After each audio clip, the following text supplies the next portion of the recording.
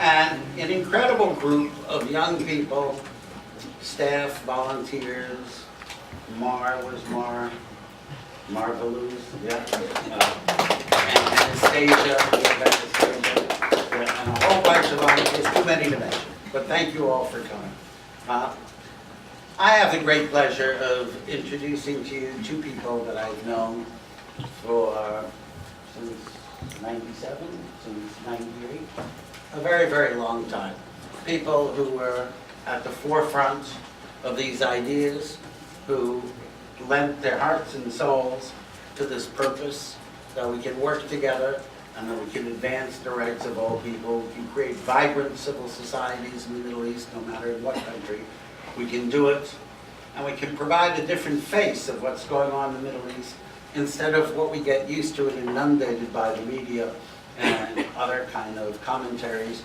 You don't get to see often the positive work being done on a daily basis by people who have so much to say and so much to give. These two people I shall now introduce.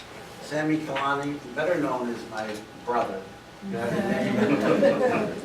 I met Sami in 1997 when I first drove up to Nablus to try and create a partnership with the Palestinian University. I met with you and with Rami Hamdallah, the president of the university, who remains a courageous leader of our program to this day. And it was amazing that despite our different backgrounds, where we come from and all that, we understood each other in about 10, 15 minutes. Sami is, I've learned a lot from Sami. And Sami is a man who, both in his writing, but in his person, and in what he has done, is an example to all of us and a tribute to what can be done under the most adverse circumstances and not end up filled with hatred and anger, but be able to transform that into a positive movement for social change. Sami has done that.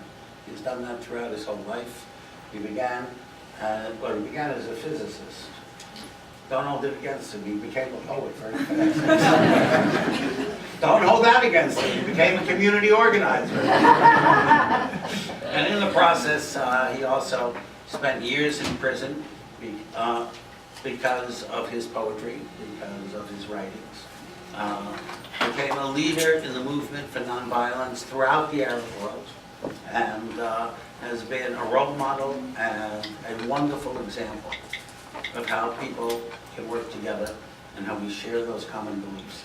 Sami came here in that first cohort of 12 fellows from the 3 countries, and Sami went back in 1998 and founded our flagship center in Nablus.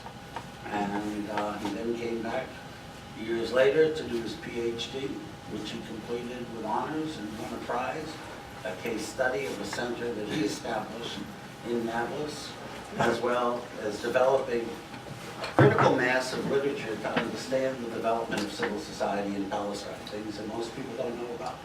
It's vibrant, it's active, and where rights-based practice fits in. Next to Sami is my other dear friend, and this is Varsen Aghabekian. Varsen I've known from about the same time. At the time, she was the Dean of Graduate Studies at Al-Quds University. Al-Quds University is a partner of ours in our program, certainly then in our program. And we formed the board in 1998.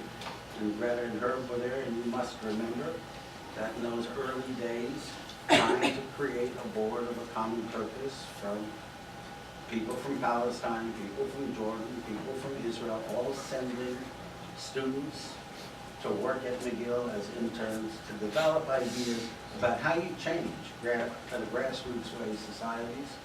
And Varsen has provided leadership to us ever since. In her own right, Varsen has a PhD in strategic studies. I'm getting close. I'm getting close. She has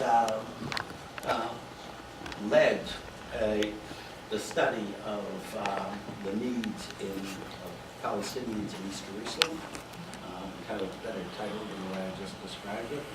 Has done capacity building throughout Palestine for many international organizations. She is our director of PCARE, what we've done, just to confuse you a bit more, we are MMEP. We've created ICANN, nice name, International Community Action Network, which we've registered now in the United States because we need money.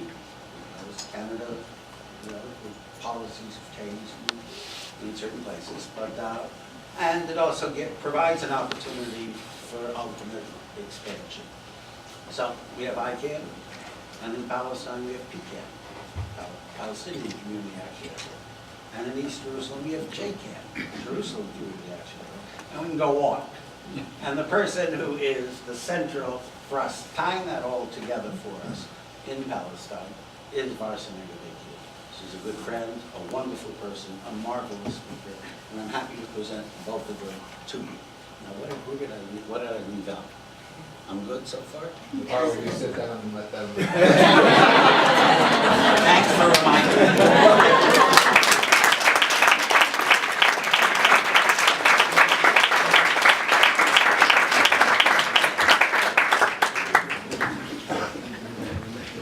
Okay, thank you, Jim.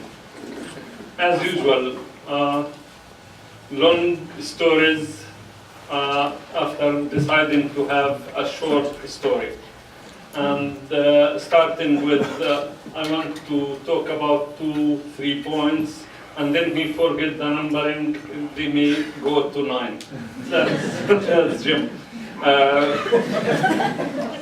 I knew him as a friend, as a brother, as a teacher. He was my supervisor in my PhD. We have been working together for 15 years. As he put, the first time we met, we could find there is many common things between us other than being bored.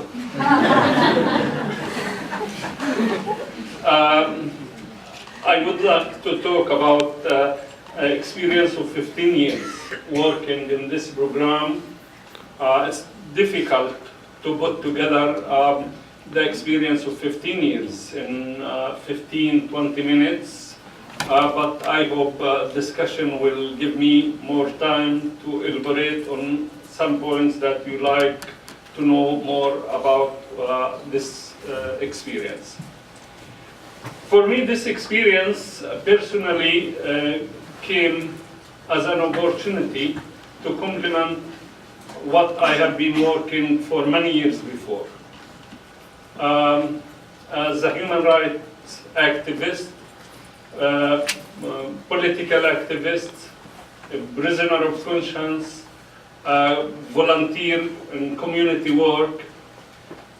When Jim came to my university and offered a partnership to start this program, the administration of the university thought about me as possible fellow for this program because of this background of being a community worker from the volunteer point of view.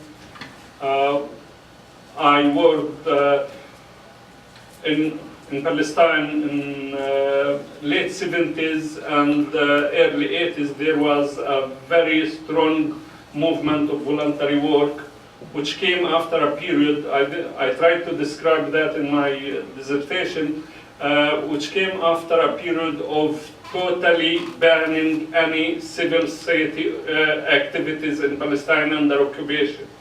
But we thought, people who believe in non-violence, people who believe that the relation of occupied and occupier is damaging the occupier as well as damaging the life of the occupied.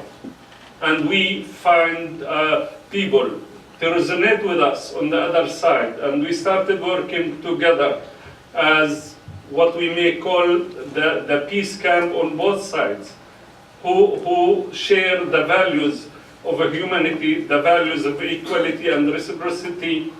On the other side, those who believe that being part of the occupier is damaging their values as Jews, as humans. And on our side, of course, we are under occupation, so looking for freedom and self-determination is very important. We believe that this can't be done without involving people, ordinary people, some of us Palestinians believe that it's only the resistance that can do it. But we believe that ordinary people, the strength of ordinary people, not the strength of supermen, elite, those people who can sacrifice their life at a moment. It's the work of people. So voluntary work to substitute the lack of services offered by the military occupation, what they call institutions instead of ministries. We decided that we have to work in health and education in all fields of voluntary work and community work. And that was the beginning for me. So I accumulated practical experience in these fields, and I found the opportunity when Jim came to offer the partnership with my university. It's an opportunity to find a conceptual, theoretical framework